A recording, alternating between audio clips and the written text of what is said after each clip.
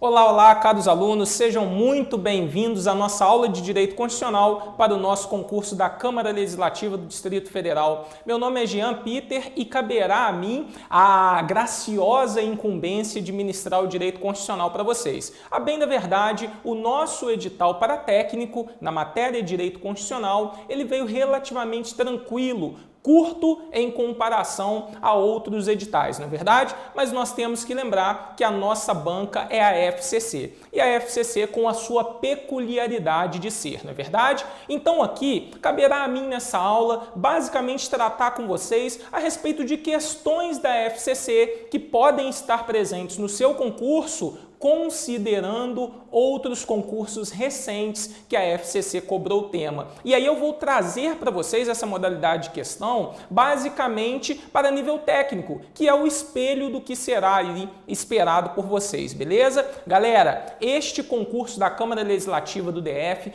promete movimentar o país, beleza? Porque, olha, onde você consegue remuneração, né? Subsídios, vencimentos, ou seja, onde você consegue um pagamento equivalente a R$10.000 para nível técnico. No Distrito Federal, né? Em Brasília, na capital federal, nós temos aí os concursos movimentando pagamentos vultosos. Então percebam o seguinte, não obstante o nosso conteúdo seja mais reduzido, né? Não obstante a FCC vai trazer para nós questões mais diretas, muito cuidado com o seu concorrente, que ele está doido para ocupar a sua vaga. E isso a gente não vai permitir de forma nenhuma. Não é verdade? Galera, vou mostrar para vocês basicamente aqui o extrato do que a gente pode esperar para não perdermos tempo e já vamos enfrentar todas as questões aqui atinentes a esses temas, né? Para vocês terem pelo menos uma, duas, quem me dera 3 questões aí de acerto na sua prova. Beleza? Vem comigo no quadro rapidamente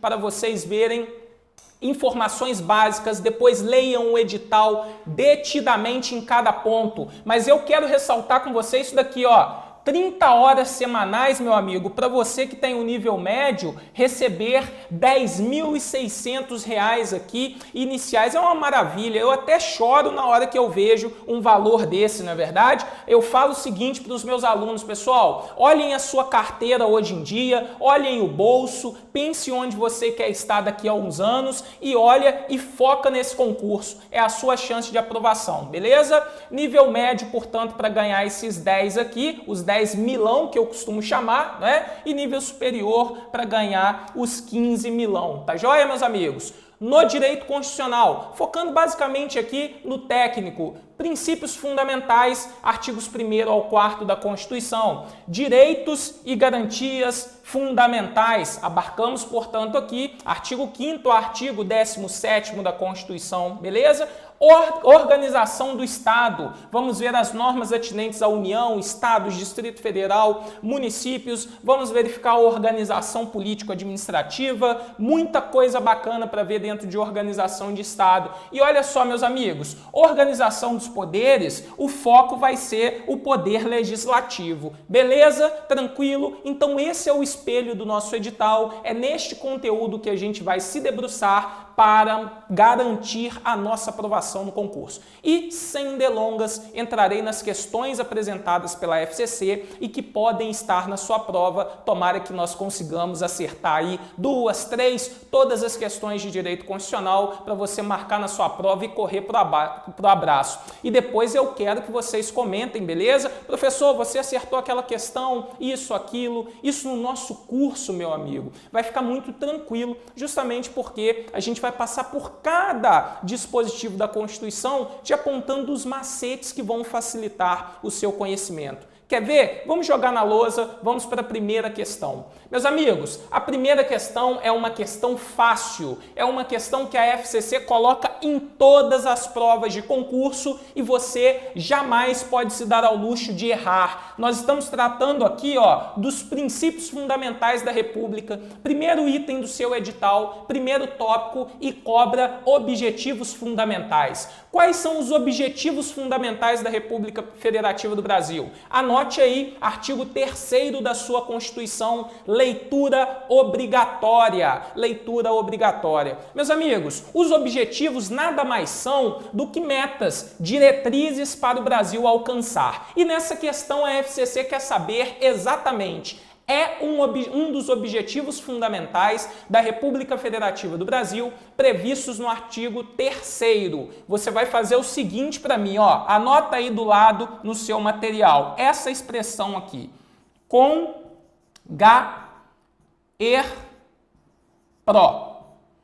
CONGAERPRO, vamos corrigir aqui, né? CONGAERPRO é exatamente o macetinho que você vai utilizar para gravar os objetivos fundamentais. Jean, não entendi por quê. Olha no seu artigo 3º e confere comigo. Construir uma sociedade livre, justa e solidária, garantir o desenvolvimento nacional, erradicar a pobreza, a marginalização e reduzir as desigualdades sociais e regionais, promover o bem de todos sem preconceito de origem, raça, sexo, cor, idade, quaisquer outras formas de discriminação. Portanto, se você sabe o CONGAERPRO, meu amigo, a sua única alternativa correta é a letra C, é marcar a questão e correr pro abraço sem medo de errar, beleza? Tranquilos, galera? Isso despenca em prova, hein? Então, asterisco. Quer ver? Olha só como é que cai essa questão. A questão 2, uma questão de 2016 recente da FCC, vai te cobrar o seguinte, olha, não consta entre os princípios que regem as relações internacionais da República. O que é isso? Lá no artigo 4º, da nossa Constituição, nós temos os princípios de relacionamento internacional do Brasil, aqueles que são adotados perante a comunidade internacional. Então você tem que saber todos os princípios de relacionamento internacional do Brasil. E vai saber com esse macete aqui, ó. Mais uma vez, anote aí no seu material. Ainda, não briga comigo ainda não, vamos lá. Não comprei, então anota aí no seu material, ainda não comprei recos. Ainda não comprei recos. Espera lá. Ainda não comprei recos. Jean, como assim ainda não comprei recos, meu amigo? Olha o seu artigo 4º aí. Autodeterminação dos povos, independência nacional, defesa da paz, não intervenção, concessão de asilo político, prevalência dos direitos humanos, igualdade entre os estados, repúdio ao terrorismo e ao racismo, cooperação entre os povos para o progresso da humanidade e solução pacífica dos conflitos. Aqui você tem os 10 princípios de relacionamento internacional. Então, olha só, não constitui um desses princípios. Você só pode marcar a letra D. A redução das desigualdades regionais na América Latina não se encontra entre os 10 princípios de relacionamento internacional. Beleza? Tranquilo? Letra D é o nosso gabarito, meus amigos. E aí você já tem duas questões de princípios princípios norteadores da República, princípios fundamentais. Ok, maravilha, gravaram os macetinhos, ótimo. Eu vou passar aqui para vocês, por desencargo de consciência, o outro macetinho para vocês saberem. Olha só, vocês anotem aí, Socidi Vaplu.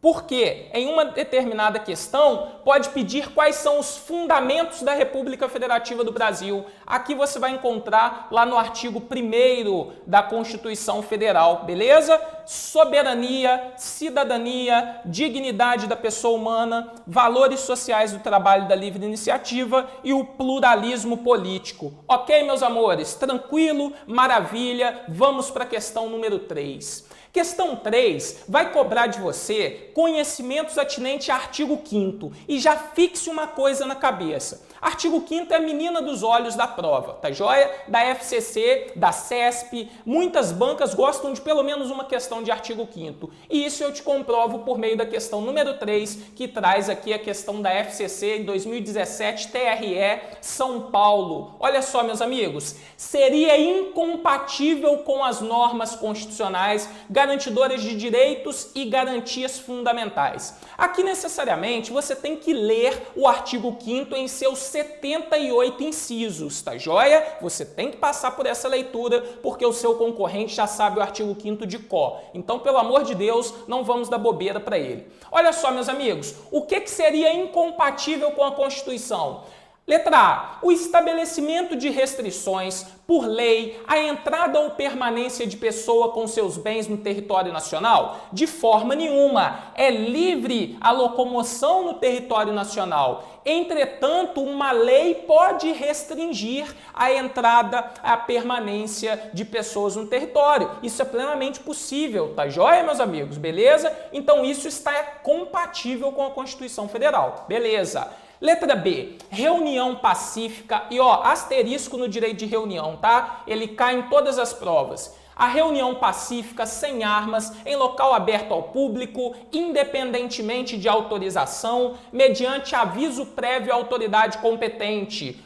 Letra A compatível, letra D compatível. Por quê? O direito de reunião, ele tem que ser exercido de forma pacífica e sem armas. E quando for aí em locais abertos ao público, meu amigo, ele independe de autorização. Entretanto, necessariamente você precisa do aviso prévio para a polícia resguardar ali a livre manifestação do seu pensamento, para os agentes de trânsito direcionarem o trânsito para outra via pública, beleza? Tranquilos, compatível com a Constituição. Vamos lá. A suspensão das atividades da associação por decisão judicial não transitada em julgado. Asterisco em liberdade em direito de associação. Cai em todas. Meus amigos, para suspender o exercício de uma liberdade de associação, não necessitamos do trânsito em julgado de uma sentença judicial. O que é o trânsito em julgado? É o momento a partir do qual uma decisão judicial não cabe mais recurso. Nós falamos em transitada em julgado. Só que para suspender, pode ser concedido pelo que vocês conhecem popularmente por uma liminar. Já ouviram falar? Liminar para entrar no concurso? Pois é, uma liminar é uma decisão antecipada do juiz, tá joia? Não precisa de trânsito em julgado. Agora, para dissolver compulsoriamente, encerrar as atividades da associação, precisaria do trânsito em julgado. Então aqui nós temos uma compatibilidade com a Constituição Federal. Letra D, meus amigos.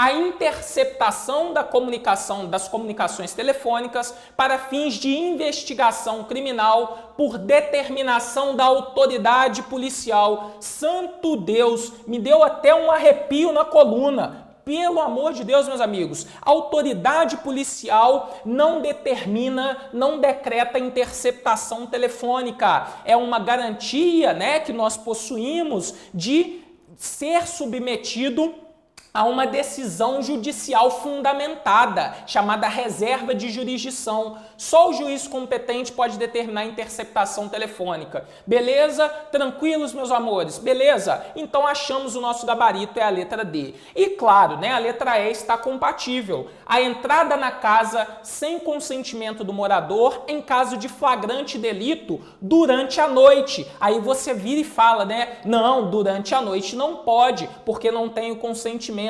Meus amores, façam um asterisco também em garantia, da inviolabilidade do domicílio. Por quê? A casa é asilo inviolável, sim. Em regra, você só entra com o consentimento do morador. Agora, se ele não consentir, nós temos algumas situações. O flagrante delito, o desastre e para prestar socorro à pessoa, você entra durante o dia ou a noite, independentemente do consentimento dele. dele, beleza? Portanto, aqui está correto. Agora, por ordem judicial, a ordem judicial escrita, fundamentada, necessariamente somente ocorrerá durante o dia. Ponto. E aí, se a sua prova vier te perguntando, Jean, o que é o conceito de dia? Você vai responder firme. É entre as 6 da manhã e as 6 da noite. Ponto. Acabou. Beleza? A FCC não vai te pegar em garantias, em direitos individuais. Tenho certeza. Você é top. Você é fera. Vamos para a questão 4. Olha aqui, meus amigos. Uma questão que cai de forma recorrente também na FCC é essa ideia de crimes. Ah, Jean, eu tenho crimes inafiançáveis. Eu tenho crimes imprescritíveis. Eu tenho crimes insuscetíveis de graça ou anistia. Como é que eu vou lembrar isso tudo? Se você nunca viu, agora você vai lembrar de um macete, vai aprender um macete que jamais esquecerá. Olha só, Marinette ficou extremamente chateada ao chegar na sua empregadora, a empresa H, para mais um dia normal de trabalho e encontrar seu computador com uma nova tela de descanso. Essa tela possuía diversos macacos segurando placas com dizeres racistas. Inconformada com o fato, resolveu descobrir tudo a respeito do racismo do qual foi vítima. Assim, começando pela Constituição Federal, Marinette descobriu que a prática do racismo, meus amores, vocês vão lembrar o seguinte pra gente. Nós temos racismo, nós temos tráfico, tortura, terrorismo, nós temos os hediondos e as ações de grupos armados, civis ou militares, contra a ordem constitucional ou Estado Democrático de Direito. Como é que você vai saber colocar isso tudo pra gente? Todos aqui são inafiançáveis, tá joia? Todos são inafiançáveis. A gente tem que saber, na verdade, quais são os imprescritíveis, ok? Então você vai colocar aqui para mim, ó, no cantinho, são imprescritíveis, beleza? Coloca aqui para mim, ó, a expressão ração. A expressão ração. Jean, o que é a expressão ração? Fácil, você sabe. Deduz aí para mim, ó, racismo e ação de grupos armados, civis ou militares contra a ordem constitucional e o Estado Democrático de Direito. Macete para os crimes inafiançáveis e imprescritíveis, ok? E o macete para os insuscetíveis de graça ou anistia. 3TH. Jean, o que é 3TH? Tortura, tráfico e terrorismo, e os hediondos são inafiançáveis e insuscetíveis de graça ou anistia. Tranquilos? Então, meus amores, o que vocês podem dizer a respeito do racismo é que constitui um crime inafiançável e imprescritível previsto no capítulo inerente aos direitos individuais e coletivos. Está previsto lá no artigo 5º, letra A, é o nosso GABA, tá joia? E aqui você vai colocar, né, 3TH é insuscetível de graça e anistia. Ok? É assim que a gente identifica. Quando falar em crime, esse macetinho resolve a sua vida, meus amores. Seguindo, questão número 5. Olha só que maravilha. Quem faz direitos, quem faz questões atinentes a direitos humanos, adora esse tipo de texto, né? Porque aqui é um resumo tirado do Wikipédia, não é verdade? A respeito da evolução dos direitos sociais. Então depois vocês podem dar uma olhadinha nessa questão da FCC 2016 para a PGE. Agora, olha o que diz efetivamente a questão. Dentre os direitos sociais fundamentais previstos no artigo 6º da Constituição está, meus amores, o que a questão quer saber de você é quais são os direitos sociais expressamente previstos na Constituição. E ó, asterisco, FCC adora essa questão, o seu concorrente sabe e você agora saberá também. Nós temos vários. Se você for olhar o seu artigo 6º agora, você não vai conseguir decorar. Sabe o que você vai fazer para mim? O transporte, ele foi o direito social mais recente inserido na Constituição Federal, inserido por força da Emenda Constitucional 90 de 2015. Então, o que você vai começar o nosso macete? Transporte. Coloca o transporte aí no seu material. Transporte. Só que o transporte é acompanhado de outros direitos. Então, mais. E essa expressão aqui, ó. Temos lápis demais.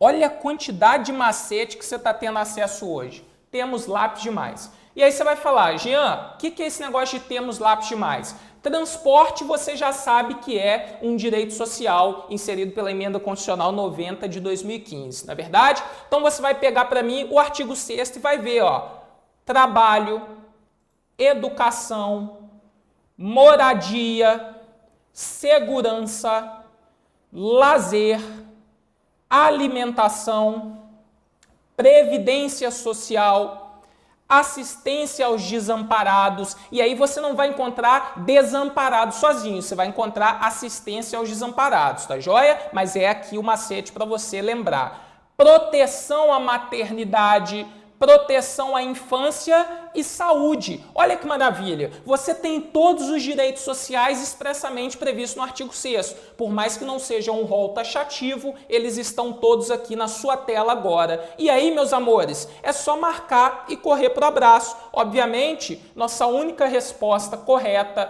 seria a letra D. A moradia é o direito social expressamente previsto no artigo 6º. Beleza? Tranquilo, meus queridos? Ótimo! Se já conheciam o macete, depois joguem aí no bate-papo para nós. Se conhecem outros, compartilhem, beleza? Vamos lá. Olha só, questão número 6. Nos termos da Constituição Federal, filho de pai brasileiro e mãe estrangeira, nascido no exterior será. Aqui é questão de nacionalidade. Vou olhar para vocês agora, pelo amor de Deus, foca em mim. Galera, nacionalidade é a queridinha da FCC. Você não pode errar de jeito nenhum. E aqui nós temos o seguinte, um filho de pai brasileiro, mãe estrangeira que nasce no exterior. Ele pode ser considerado um brasileiro nato? A sua resposta é positiva, pode, em 3 situações. Bom, se ele nasceu no exterior e é filho de brasileiro, necessariamente o pai brasileiro tem que estar a serviço da República Federativa do Brasil.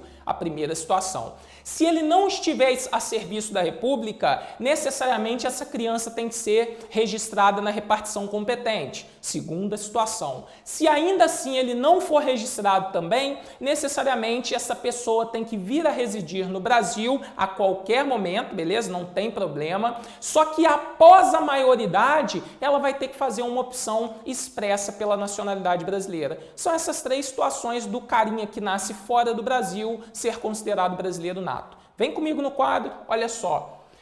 Será considerado estrangeiro em qualquer hipótese? Não, em qualquer hipótese não, está muito genérica, não é verdade?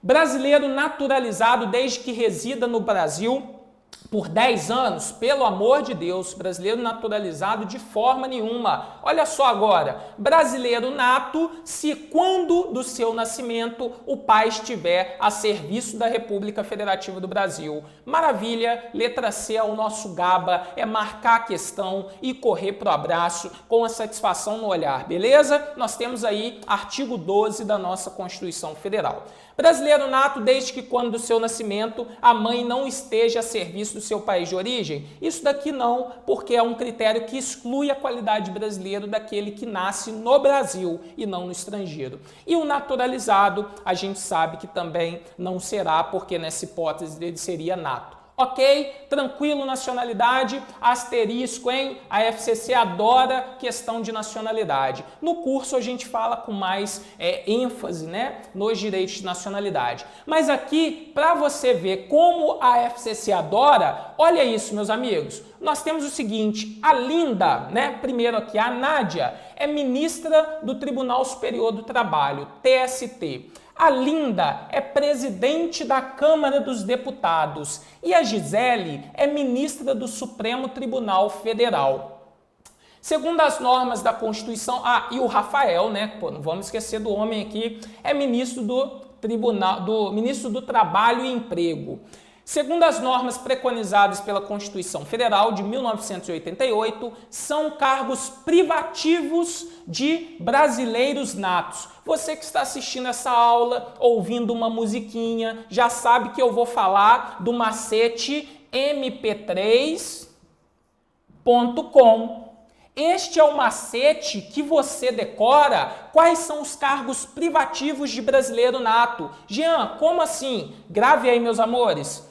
Ministro do Supremo Tribunal Federal. Aqui eu tenho 3 P's, na verdade, tá? 3 P's. Presidente e vice-presidente da República é o primeiro P. Presidente da Câmara dos Deputados é o segundo P. E presidente do Senado Federal é o terceiro P. Nós temos 3 P's para esse macete, tá? A carreira diplomática necessariamente tem que ser brasileiro nato. Oficial das Forças Armadas necessariamente tem que ser brasileiro nato. E ministro da Defesa, pelo amor de Deus, anote aí, ministro da Defesa necessariamente tem que ser brasileiro nato. Jean, e o Rafael, que é ministro do Trabalho e Emprego? Não, o Rafael pode ser naturalizado, beleza? Só o ministro da Defesa que tem que ser brasileiro nato. Galera, olha só.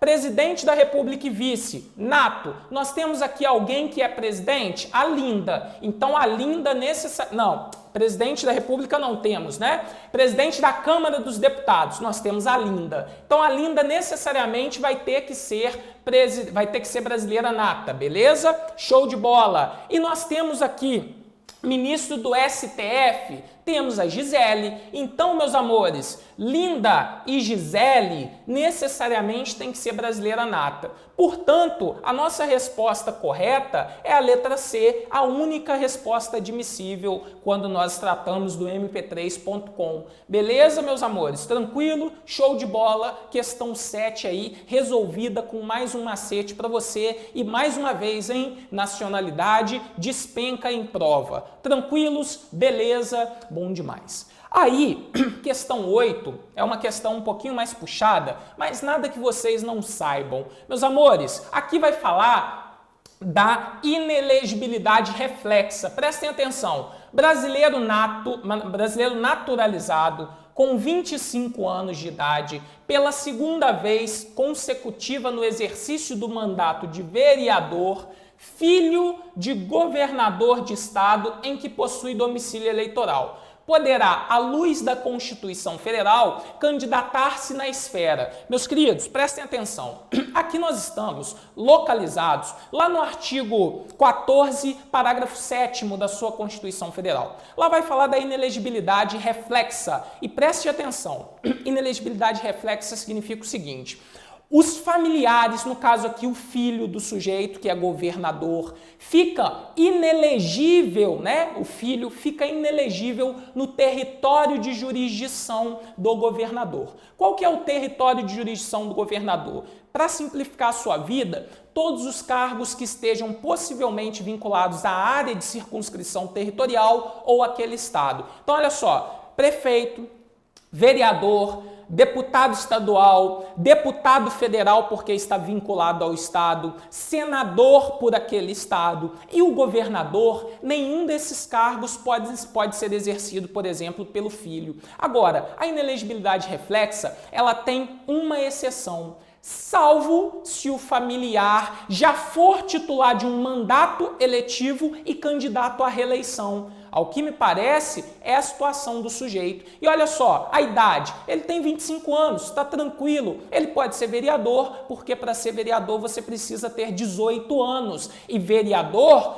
pode ser brasileiro naturalizado, não tem problema nenhum, não está no mp3.com. Portanto, nossa única hipótese para o filho aqui é se candidatar à reeleição para o cargo de vereador. E perceba, não é exigido que ele se desincompatibilize do mandato de vereador para concorrer à reeleição. Tá joia? Beleza? Não é necessário a desincompatibilização. Ótimo. Vem comigo marcar a questão no quadro. Olha lá. Letra A. Ele só poderá se candidatar na esfera municipal à reeleição para vereador apenas. Beleza? Ele não pode ser prefeito, tá? Porque prefeito ele estaria inelegível, sem precisar, para tanto, renunciar ao respectivo mandato. Maravilha! Que coisa boa de ver quando a resposta vem na letra A, né? Você se sente afagado, parece que a prova está para você, não é verdade, meus amores? Então, ele só pode se candidatar candidatar ao cargo de vereador. Por consequência, ele não pode se candidatar ao mandato de prefeito, beleza? Portanto, todas as questões que trazem prefeito, ele não pode se candidatar no âmbito estadual, tá joia? Porque incidiria a inelegibilidade reflexa. E a letra A é o único gabarito que atende ao artigo 14, parágrafo 7º da Constituição Federal. Tudo tranquilo? Beleza? Olha só, direitos políticos você faz aquele asterisco. Aquele asterisco nos direitos políticos. Por quê? Você está fazendo um concurso para a Câmara Legislativa do Distrito Federal. Então é natural, é inerente que venham direitos políticos, tá joia? É inerente que venha alguma questão de partido político na sua prova. E é claro, poder legislativo e processo legislativo tem grande chance de cair. Vamos avançar, olha só, questão 9. Sobre partidos políticos, artigo 17. Recursos, né?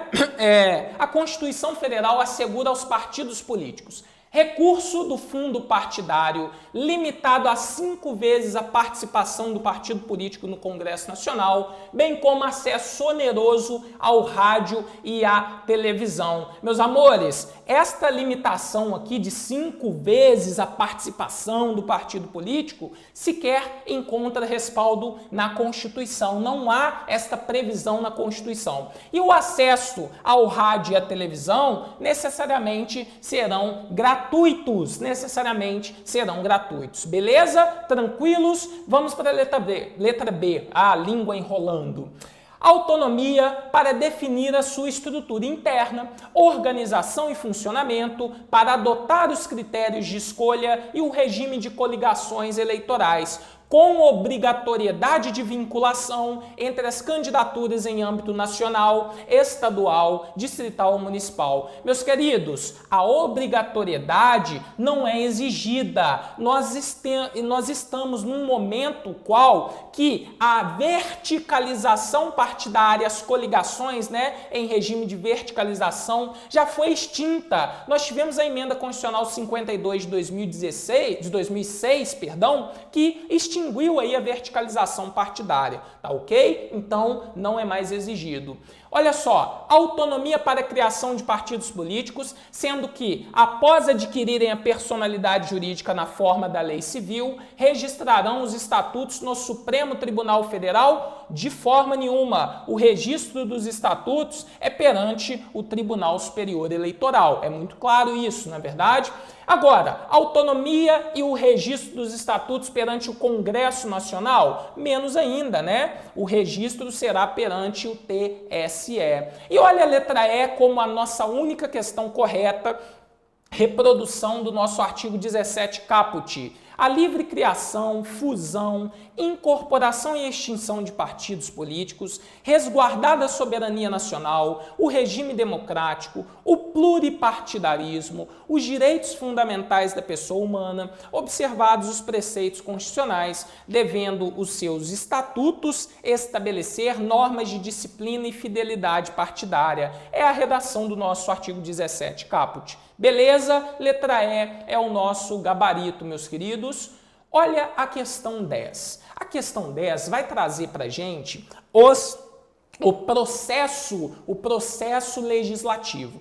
Galera, o primeiro artigo de processo legislativo, artigo 59. Você tem que saber lá quais são as espécies normativas, tá joia? Emenda constitucional, lei complementar, lei ordinária, medida provisória, decreto legislativo e resolução. Todas elas têm um potencial para cair na sua prova. O foco, emenda constitucional, medida provisória, beleza, normalmente, e o processo legislativo ordinário, que passa ali pelas fases de iniciação, né? Ou a fase de iniciativa, a fase deliberativa, a fase de sanção, veto, promulgação, publicação, não é verdade? Então nós temos aí várias normas atinentes a processo legislativo. Vem comigo no quadro, vamos ver como a FCC vai cobrar isso de você na prova. Olha só, meus amigos.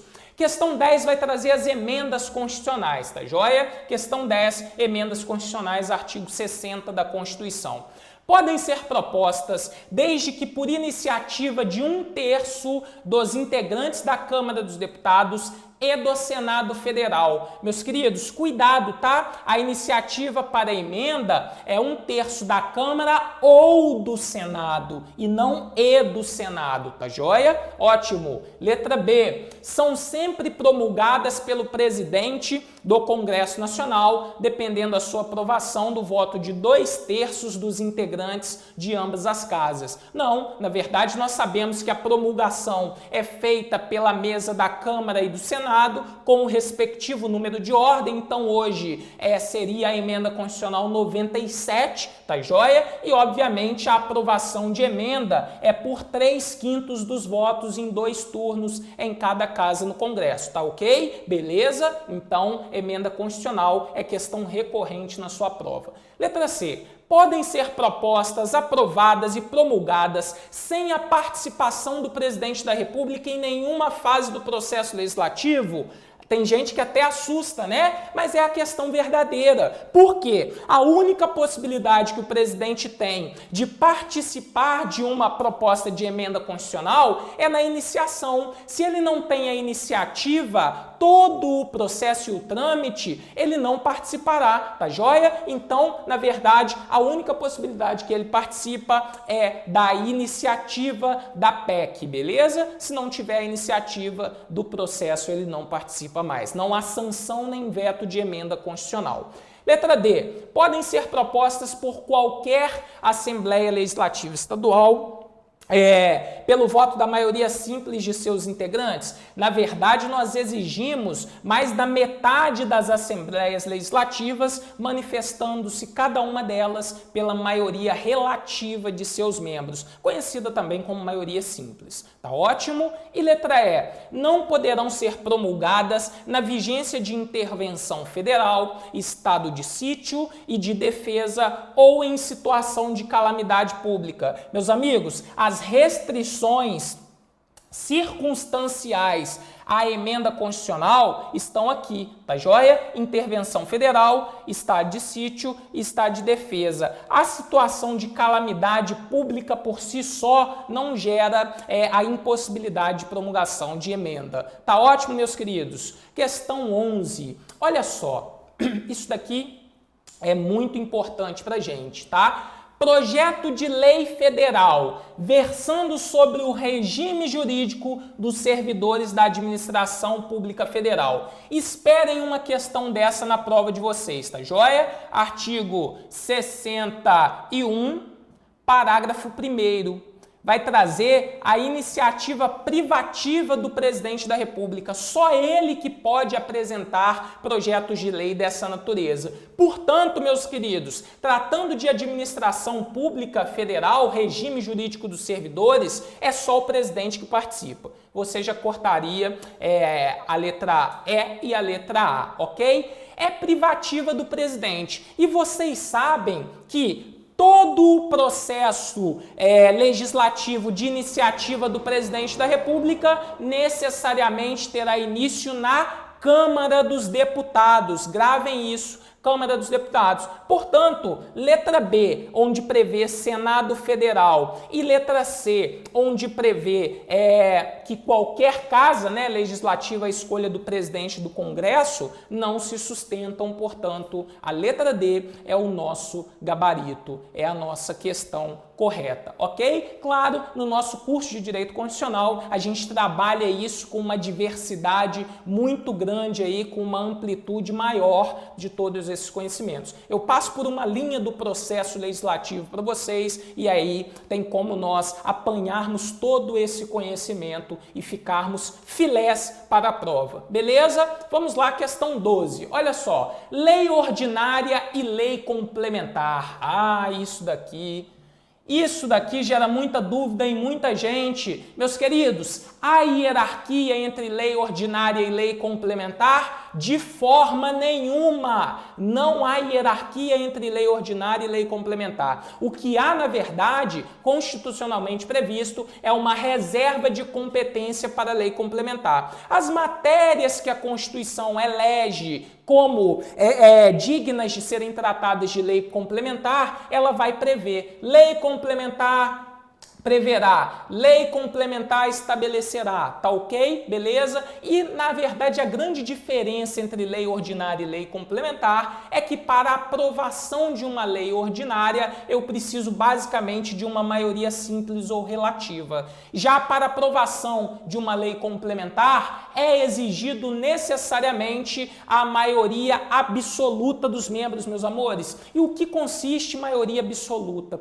O primeiro número inteiro superior à metade dos membros. Vou falar baixinho para o seu concorrente não escutar. O primeiro número inteiro superior à metade dos membros. Jamais fale que a maioria absoluta é a metade mais um, porque vai dar um número fracionado, ok? Imaginemos, por exemplo, o Senado Federal. Se você seguir metade mais um, metade de 81 dá quanto? 40,5. Mais um, 41,5. E não é essa a maioria absoluta. Maioria absoluta é o primeiro número inteiro superior à metade. Portanto, no Senado Federal seriam 41 senadores. Beleza? Nunca mais vai esquecer? Show de bola, vem comigo no quadro. Olha o que fala para nós a letra B. Distingue-se da maioria, distingue-se pela maioria requerida para aprovação parlamentar. Maioria absoluta, lei ordinária, maioria simples, lei complementar, respectivamente? De forma nenhuma, é o contrário, tá joia?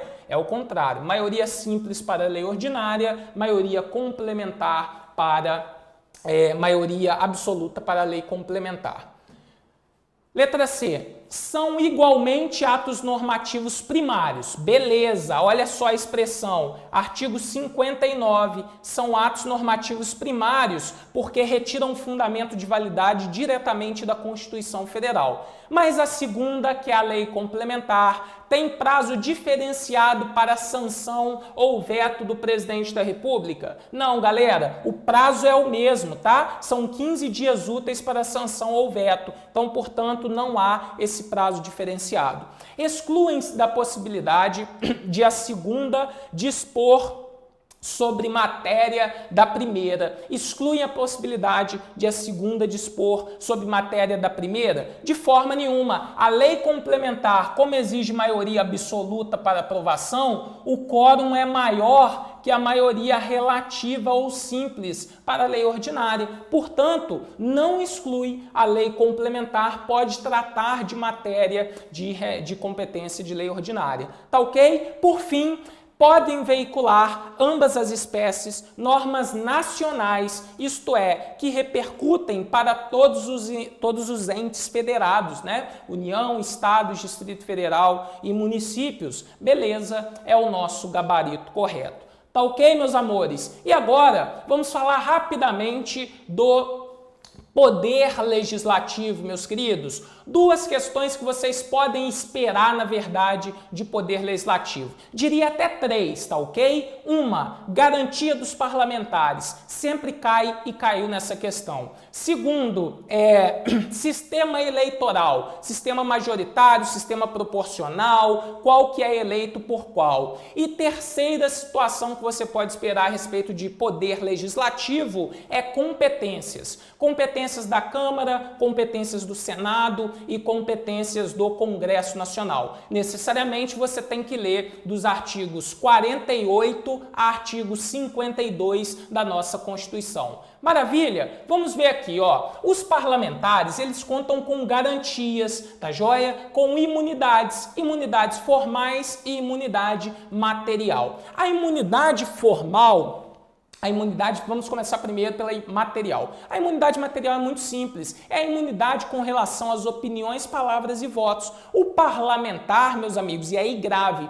desde a posse, ele se torna imune por suas opiniões, palavras e votos. Via de regra, portanto, ele não poderia ser processado criminalmente, civilmente, ter aberto contra ele um processo civil ou de responsabilidade política, beleza? Parlamentar não estaria sujeito a essa situação. Deputados e senadores aqui, aplicado também aos deputados estaduais e aos vereadores apenas na circunscrição do município. Beleza? Tranquilos? Agora, a imunidade formal, por exemplo, nós temos a situação da prisão, que é exatamente o que vai acontecer aqui. Depois da diplomação, o nosso parlamentar somente pode ser preso por crime inafiançável, por crime inafiançável. Neste caso, o que poderá acontecer?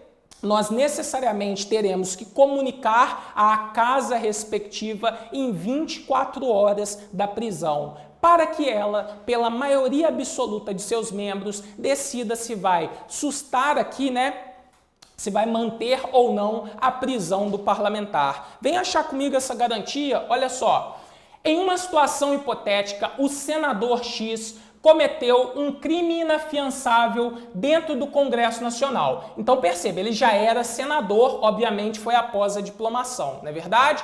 Foi preso em flagrante. A prisão em flagrante necessariamente provoca o nosso querido senador. Dentro de 24 horas, a prisão, né, será comunicada ao Senado, como ele foi preso no próprio ambiente do Congresso Nacional. O Senado, pelo voto da maioria dos seus membros, resolverá sobre a manutenção ou não da prisão. Então perceba, meus amigos, atingindo a maioria aqui, se ele tiver a maioria no Senado, meus amigos, e a maioria absoluta, porque a maioria dos membros, na verdade, ele pode se safar da prisão, ainda que cometa um crime inafiançável após a diplomação. Tranquilos? Beleza? Letra B está errada. Por quê? O senador será submetido a julgamento perante o Superior Tribunal de Justiça? Não, a gente sabe aí, até em decorrência dos meios de comunicação, que o foro por prerrogativa de função aqui do nosso querido senador é o Supremo Tribunal Federal, tá joia? A prisão do senador é inconstitucional, pois a Constituição prevê que deputados e senadores não poderão ser presos em flagrante em nenhuma hipótese. Opa, nenhuma hipótese não, né? Ele foi preso aqui e legitimamente em decorrência do crime inafiançável. O Superior Tribunal de Justiça, opa, falou em STJ, você já corta, necessariamente tem que ser o STF. Olha só, dará ciência ao Senado sobre o recebimento da denúncia. O Senado não tem competência para sustar o andamento da ação? Essa questão está toda errada. Por quê? Olha só, o crime foi cometido após a diplomação. Neste caso, o Supremo recebendo a denúncia, então não é exigência o consentimento da casa para receber a denúncia, tá joia? Recebendo a denúncia, o Supremo dará ciência à casa. E aí, meus amigos, por iniciativa de partido político nela representado, pelo voto da maioria absoluta dos membros, pode-se decidir até o final do processo pela sustação do processo. Sustou o processo significa que ele vai ficar paralisado. Automaticamente, como o Estado não poderá processar aquele sujeito, a prescrição também fica suspensa. Beleza? Tranquilos? Então, por isso, nós achamos o erro aqui na alternativa. Volta para o quadro comigo. Letra E. O recebimento da denúncia e a eventual ação penal contra o senador só ocorrerá caso haja aprovação do Congresso Nacional por maioria absoluta de seus membros. Mentira, ok? O Supremo Tribunal Federal não depende de aprovação de quem quer que seja para receber a denúncia contra o parlamentar. Beleza, meus queridos? Questão 14 para nós. Letra A é o gabarito da 13, né? Questão 14, questão recorrente também aí nas provas da FCC, tá? Deputado federal pretende apresentar projeto de lei estabelecendo que os estados e o Distrito Federal elegerão seus senadores em número proporcional à sua população, devendo cada unidade da federação ter ao menos 3 e no máximo 5 senadores. Opa, pera lá, se você já estudou alguma coisa de sistema eleitoral, você sabe que via de regra, senador, né, é eleito pelo sistema majoritário, tá ok? O sistema eleitoral do senador é o sistema majoritário e dos membros do Poder Executivo também. Por enquanto, tá tudo tranquilo, beleza? Então, senadores majoritários. Sistema proporcional, necessariamente você já verifica aqui o erro da questão, tá joia? Nós elegemos 3 senadores aí com 2 suplentes cada. 2. Os estados e o Distrito Federal elegerão seus deputados em número proporcional, beleza, à sua população, devendo cada unidade da federação ter no mínimo, né, ou ter menos, ao menos, né, 8 e no máximo 70 deputados. Por enquanto não há nenhuma reforma no sistema eleitoral, né, a questão do distritão que está sendo muito discutida, por enquanto, no momento que vos falo, ainda é a eleição proporcional. Beleza? Então isso daqui estaria correto. O mandato dos senadores será de 4 anos, assim como dos deputados. Errado. Na verdade, o mandato dos senadores ele é diferenciado, né? Ele é de 8 anos, renovado de 4 em 4 anos pela fração, né? Eu renovo 4 anos, 1/3, depois renovo nos próximos 4 anos, 2/3. Beleza? Tranquilos? Portanto, compatível com a Constituição, o que consta apenas no item 2. Gabaritos na tela, meus amores, foi um grande prazer estar com vocês aqui nesse encontro. Hoje teve que ser um pouquinho mais dinâmico para vocês aproveitarem dicas de todos os professores. Não percam a próxima aula, professor Luiz Lima, professor de exímia qualidade. Tenho absoluta certeza que vai trazer aí muitas questões de prova para vocês arrebentarem lá, ok? Os materiais vão estar disponíveis aí na internet para quem quiser ver de novo. Acessem a página do Ponto, ok? Percebam que lá vai ter matérias isoladas, vão ter os pacotes que muitas vezes é mais atraente de forma econômica, tá joia? E não deixem de dar aquela curtida lá no Facebook, curtam lá no YouTube, comentem. E olha só, foi um grande prazer, espero ter garantido para vocês aqui várias questões de prova. Espero todos no nosso curso regular de Direito Constitucional. Um abraço, até lá pessoal, valeu!